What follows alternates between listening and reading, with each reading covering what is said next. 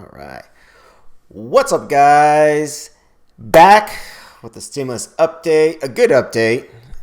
Today is March 6th, Saturday, so hope you guys' weekend's going well. So let me talk about. I didn't do an update yesterday, and the reason is because a lot of stuff happened in the Senate between Thursday and Friday, and bill finally did get passed today in the Senate.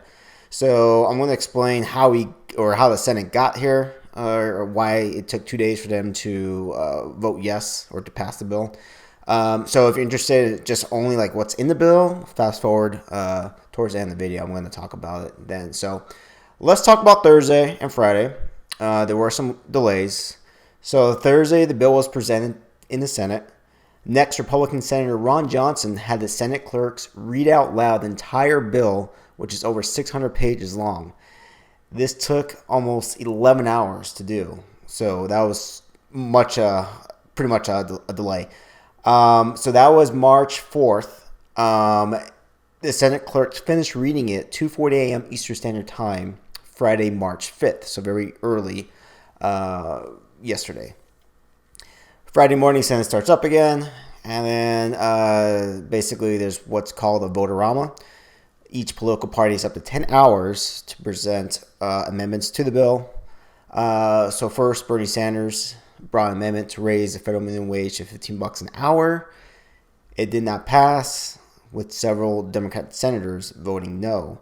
One Democrat senator, Kristen Sinema from Arizona, walked on the floor during the vote, tapped Senator Mitch McConnell, or Senator Minority Leader Mitch McConnell, on the back and proceeded with a thumbs down vote.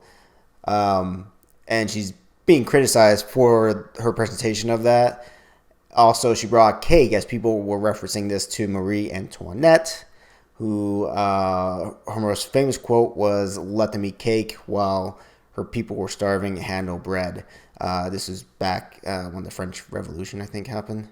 I could be wrong on that. But anyhow, Senator Sinema said she brought the cake for Senate staff who were working around the clock. After the voting of the $15 minimum wage, that was the only amendment that was brought up during that time. More chaos happened, basically, and this is yesterday.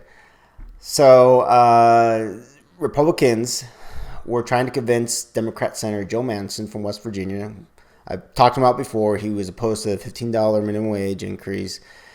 Now he expressed disinterest in the $400 federal employment per week benefit. He thought it was too much. Currently is $300, and he wanted to keep it at $300.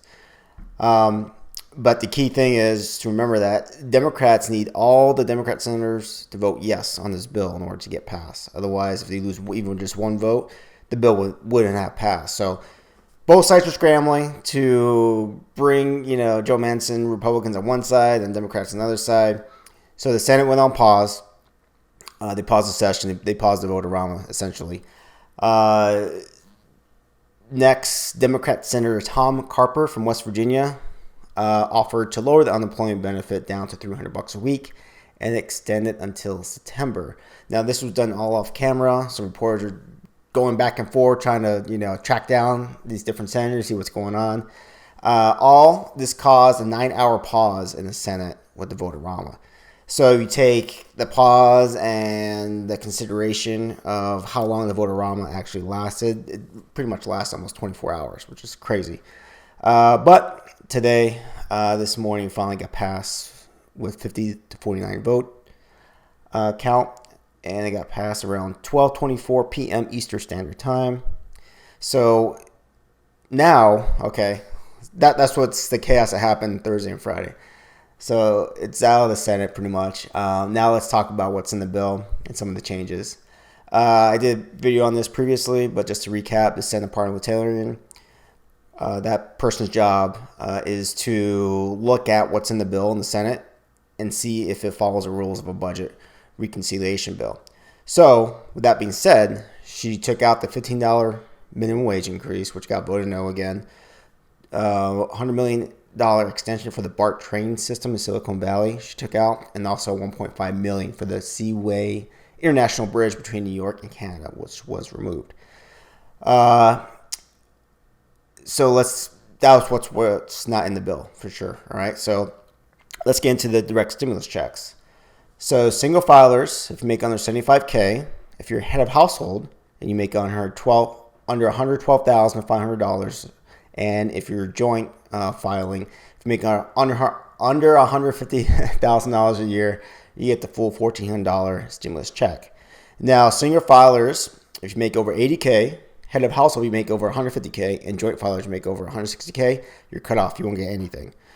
All right. Now that gap between, let's say, single filer 75K to 80K, you're gonna get a check, but it won't be the full $1,400.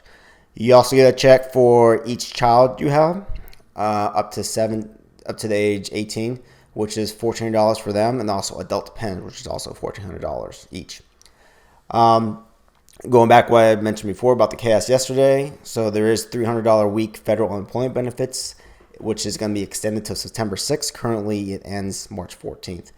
That's why the Democrats are trying to push this bill as much as they can. The bigger news, though, off of that is the first $10,200 will be tax-free. So that benefit applies to your 2020 taxes. So if you file for your 2020 tax already, talk with your CPA or tax professional, as you should probably get another amendment or do an amendment. You could possibly get more money back, even pay back or pay less taxes. So also, this applies to households making 150K. So if you make over 150K, then you're not going to get this tax-free unemployment money. Another thing is child tax credit. I did another video on this as well. $3,600 per child under the age of 6 and $3,000 per child ages 6 to 17. Now, you'll be able to receive this credit either monthly or when you file your taxes for 2021. Basically, they're going to have this website. You log in, you can choose what you want. Now, if you choose a monthly option, it's going to start July, and they're going to break up that payment over 12 months, essentially. So just keep that in mind.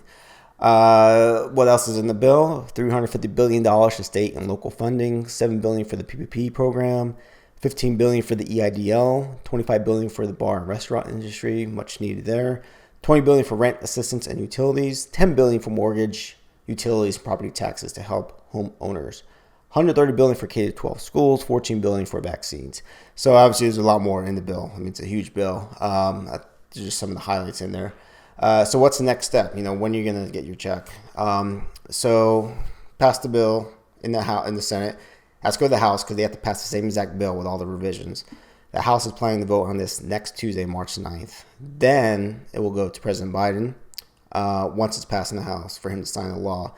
And it's expected that Biden was going to sign the law the same day that the House voted or passes it. So let's say passes Tuesday, goes to Biden, he signs it, let's say Tuesday night. The earliest you could see a stimulus check would be maybe March 16th. All right, so that's in 10 days or so. But, you know, we'll definitely play by ear. Democrats want to push this through by 14th. That way they can extend unemployment benefits at the very least. So keep checking back my channel. If you're new to the channel, appreciate it, guys. Hit the subscribe button, notification bell as well. I'm bringing content like this every single week, along with crypto news, investment news, and news for small businesses. Also, if you're interested in getting stocks or crypto, a few links down below. Check those out. Thanks for watching, guys. Till next time, peace.